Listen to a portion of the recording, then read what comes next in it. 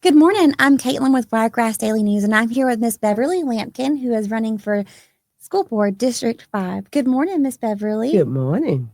Thank you for coming in this morning. Thank you. Thank you for having me. Yes. So, we just have a few questions for you today.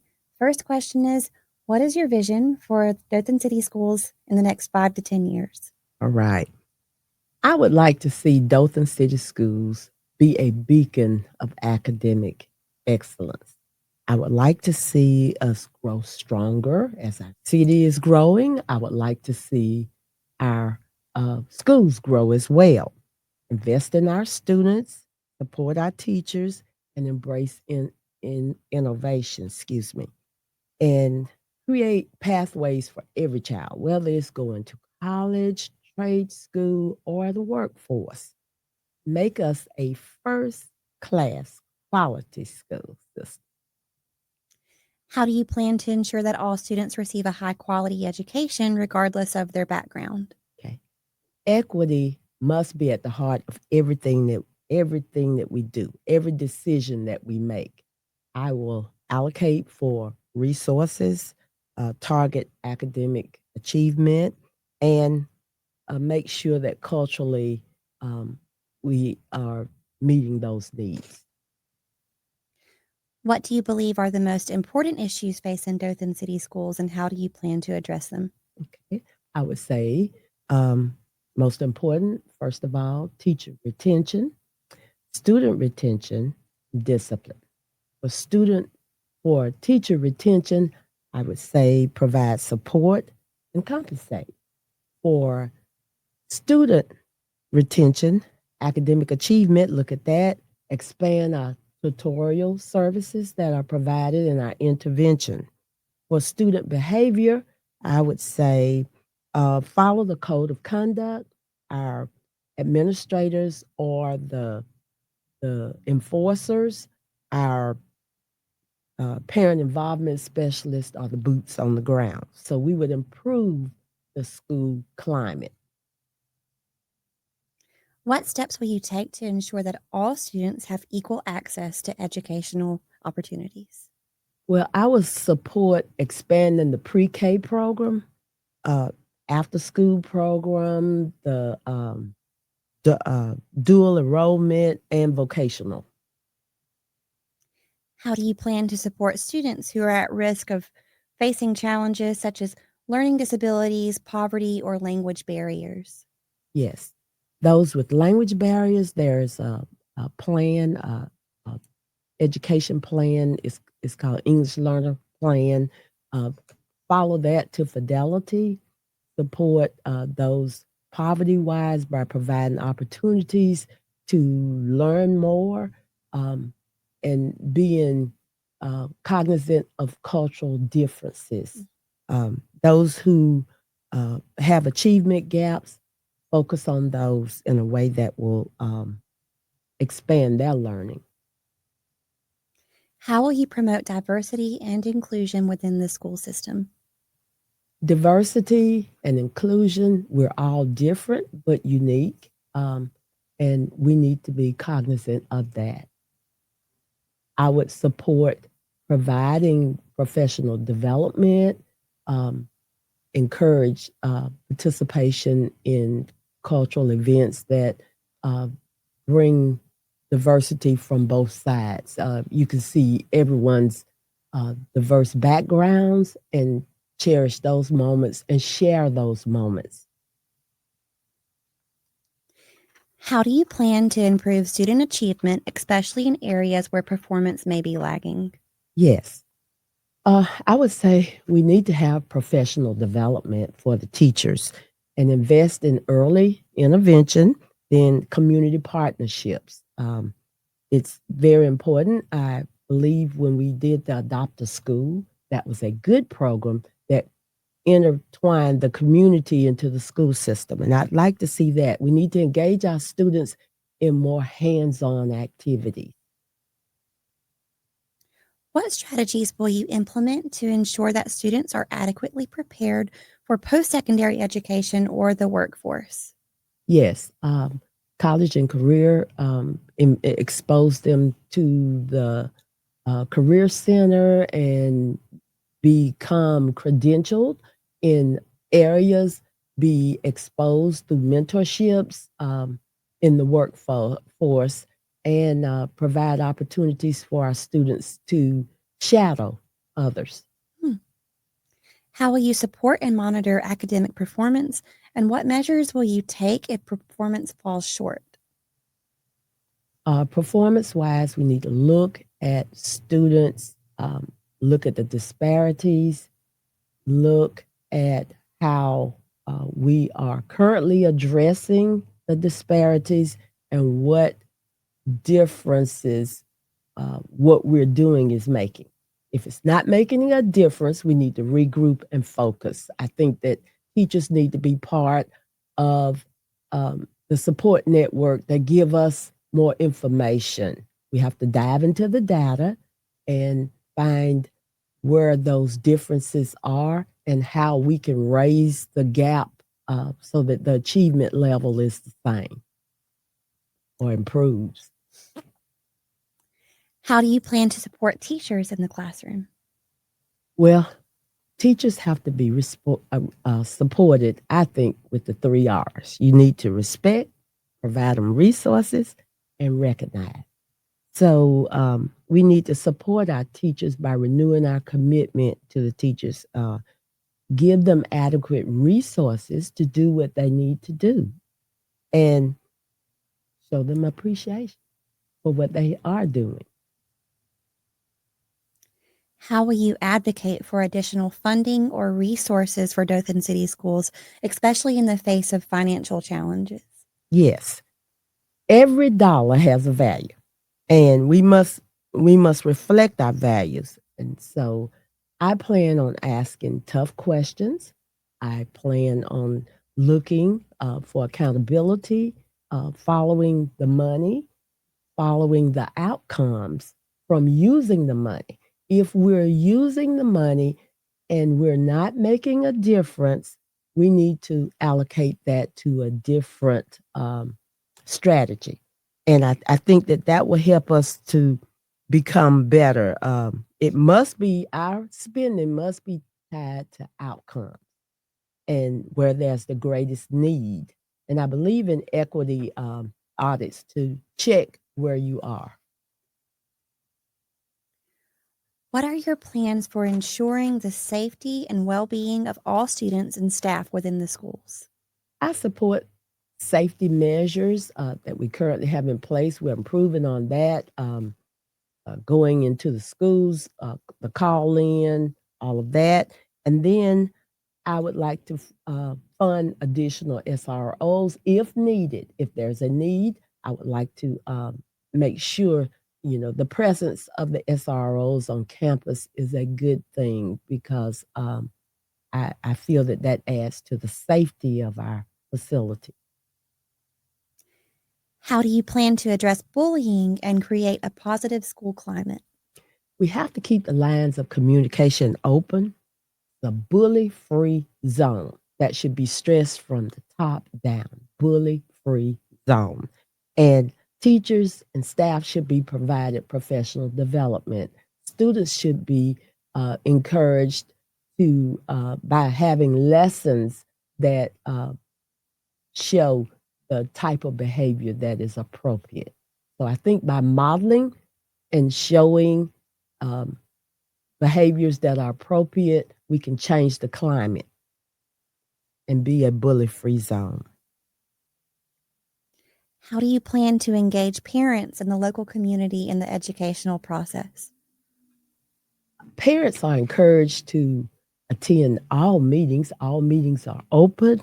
Um, they're recorded if they're unable to come because of work schedule, and so those are avenues. I'd love to have a podcast. I'd love to have a means of communicating with parents in the district to let them know what's going on, and maybe hold or town hall meetings or conference call meetings, monthly, quarterly, based on participation. I'd like to encourage all parents to be part of their child's life, not just doing a program, but to be part of the day to day activity that goes on in the school by being informed. What is your plan for improving services and support for students with special needs? Yes, I I retired as a special education coordinator. So I have 40 years of experience, and my 40 years of experience was with IEPs. And IEP is the individualized educational plan for a student, and it's legally binding. So I would like, it's not one size fits all. I would like for our plans to be all inclusive. Specialized the teachers that specialize in areas. I would like to provide training. I would like them to get the training for both the teachers and the paraprofessionals, expand our intervention services that are provided, and collaborate with families in a way so that the IEP is met to fidelity. What is your plan to address the condition of school facilities, including maintenance and upgrades? Oh, yes. Looked at our facilities. We go back as far as 1911. So that's 114 years. My So goodness. we need to make sure that our facilities meet the needs of our kids. Yes, we need to do a comprehensive facility assessment and a comprehensive improvement plan for uh, upgrades based on needs of the facility, and so that our infrastructure is conducive for learning. How do you plan to ensure that schools have access to the technology and tools needed to enhance learning? Yes, as we speak, technology is changing, and we need to keep up with those changes so that our students uh, can have the tools necessary to move into the next millennium. And I would like for us to um, continue to use technology as a bridge to accent the classroom learning and teaching. How will you ensure transparency in the decision making process of the Board of Education? Okay. I will make available, and I am available for any um, contact with parents, any questions that they may have. I am their voice. Uh, Express their concerns to me, and I will express those concerns to the board for further action, and we'll get back with them. I think that transparency, um, when you put it all together, it boils down to trust. And we need to build that relationship of trust so that transparency, there's nothing that's hidden in the school board meetings because we do everything in the open. Everything is done in the open, except when they talk about good name and character, uh, they don't call any names out. So transparency, um, I have nothing to hide. I want them to be involved. I want parents to participate in their child's education. Parents send us their best every day, and we need to give them our best. And they need to be able to trust who's in office. What steps will you take to ensure that the board is accountable to the public and that its actions align with the best interest of students and the community? Well, the board has to look at the outcomes for all of the initiatives that are started. Look at the outcomes, follow the money. Are we making gains? Are we um, making steps in the right direction? So I would each of us are held accountable by the votes that we receive. And if we're selected to be on the board, we need to represent and be accountable by being a voice, speaking up. I will speak up for changes that need to be made or concerns that I may have so that everyone knows the same thing. And I will share that with um, my constituents. So it's open door always. I am available to be reached by phone, email, and will always get back with them. How do you plan to handle conflicts of interest or disagreements within the board? There are conflicts of interest. First of all, if there's a conflict, then of course recuse yourself from voting on any issues. Um, and I'm pretty sure we probably would have to sign a conflict of interest if something comes up. But I think that disagreements, we can disagree but still get along. I would like that so that we can resolve issues. We can move for the betterment of the children and families. We need to be open to listen to all sides of whatever comes up and ask questions for clarity and better understanding. But we should be able to work together. That's what my hope would be, that although we have differences of opinions, we can come together, agree, and move on. What role do you see for technology in enhancing education in Dothan City Schools? Well, I'd like to see STEM expansion. I would like to see some of the greater programs implemented in some schools that may not have it. I would love to see us grow in a way that is comparable to the growth of our downtown and city, the city of Dothan. How will you ensure that students have access to modern technology and digital learning tools? Our tech department make sure that they're on top of professional development, provide professional development for our teachers, um, make sure that all of the internet policies that we provide the professional development necessary so that we can be on the cutting edge of moving our students to the next level. And that involves exposure and training. Why are you running for the position of school board District 5 member? And what personal or professional experiences have prepared you for the role? I have served the school system for 40 years as a classroom teacher, assistant principal, and retired as a special education coordinator. I want to ensure that every child gets a quality education, which is what I received, and that empowered me. I want to see our students excel by being exposed to quality teaching.